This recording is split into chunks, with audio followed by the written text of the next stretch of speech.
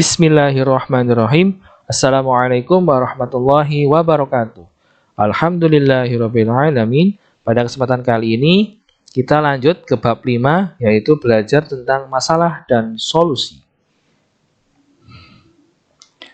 Yang kita bahas pertama adalah tentang sebuah masalah.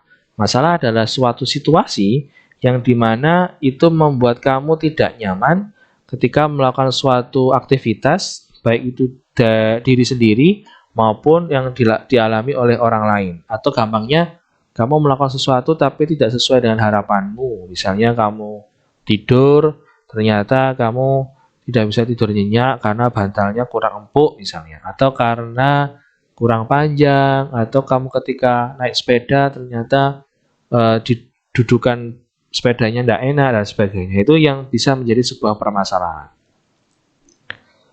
Kemudian dari permasalahan itu kita bisa menarik bidangnya atau mungkin lebih kecil lagi ya, dimana masalah itu ada masalah pribadi tentang keseharianmu, yaitu rutinitas yang kamu lakukan, dan itu pasti ada satu yang tidak kamu nyamani atau tidak kamu sukai. Nah, itu bisa menjadi sebuah permasalahan yang bisa diangkat untuk sebuah penelitian. Kemudian masalah masyarakat atau sosial. Mungkin kamu melihat ada sampah menumpuk yang tercecer sehingga mengakibatkan bau. Ternyata masyarakat itu tidak peduli dengan sampah yang baunya meminta ampun gitu ya. Nah, itu termasuk permasalahan masyarakat. Masalah lingkungan, yaitu tentang budaya masyarakat. Lingkungan dan masyarakat ini mirip-mirip ya.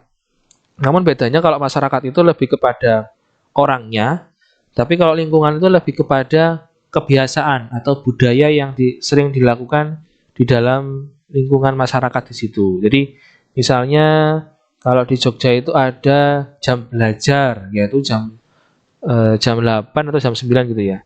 Itu tidak boleh ada yang keluar dari rumah, ya, siapapun itu. Nah, karena itu jam belajar, jadi untuk belajar. Nah, itu ada lingkungan. Kalau kamu melanggar jam itu, maka biasanya kamu akan disergap ya, ditangkap untuk diinterogasi. Kok kamu nggak belajar jam segini, malah mungkin jalan-jalan dan sebagainya. Itu nanti ada sebuah budaya, kebiasaan yang dilakukan dalam satu daerah. Kemudian yang keempat adalah masalah yang dilihat. Jadi apapun, dimanapun, baik itu di perjalanan, di suatu wilayah yang kamu nggak tahu, suatu hal yang kamu diceritain mungkin ya, oleh orang lain karena dia sudah melihat kondisi lingkungan yang lain, atau mungkin melihat berita online, offline, koran, media sosial, itu juga termasuk sebuah masalah yang dapat diangkat dalam sebuah penelitian. Berikutnya adalah solusi.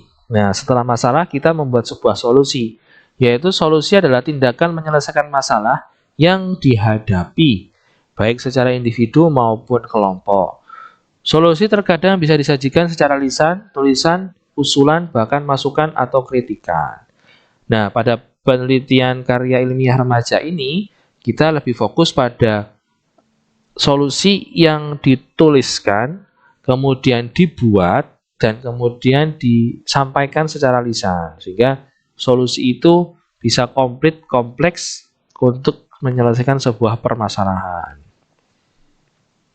Nah, solusi juga dapat dibagi menjadi beberapa tahapan ya, untuk supaya kita bisa membuat solusi yang efektif, efisien. Yang pertama adalah mengidentifikasi. Jadi kamu harus mengenali dulu permasalahannya seperti apa. Kamu bagi-bagi, oh ternyata ini punya si A, si B, si C, si D. Jadi kamu identifikasi permasalahannya, jangan langsung dicampur gitu ya. Kalau misal, oh ini tentang manusianya, oke, manusia dikumpulkan dulu. Oh ini tentang lingkungannya, oh lingkungan dikumpulkan lingkungan. Oh ini benda dikumpulkan benda. Setelah mengidentifikasi dan mengetahui apa-apa yang menjadi permasalahan, berikutnya adalah merencanakan. Jadi kira-kira setelah kamu sudah tahu permasalahannya itu apa aja di setiap bidang, maka berikutnya kamu merancang kamu mau melakukan apa dengan kondisi yang sudah kamu lihat itu. Nah, merencanakan. Merencanakan itu tidak harus sempurna ya. Jadi kalau kamu sudah merencanakan A, B, C, D, E, F, G, nah, dalam sebuah tulisan atau lisan gitu ya. Tapi ketika merealisasikannya berbeda, tidak ada masalah. Karena memang rencana itu diperlukan untuk mengantisipasi terjadinya sebuah kesalahan. Jadi merencanakan saja, tapi tetap yang ketika dilaksanakan, kalaupun nggak cocok, ya itu sudah menjadi sebuah info baru bahwa rancanganmu itu kurang sempurna atau kurang ini, itu. Berikutnya merealisasikan. Jadi tadi ya, setelah merencanakan secara tulisan dan lisan, dipraktekkan, direalisasikan, dibuktikan, dilakukan. Apakah rencanamu ini efektif atau tidak? Berpengaruh atau tidak? Kalaupun tidak, ya tinggal diperbaiki mana yang tidak, mana yang sudah bagus.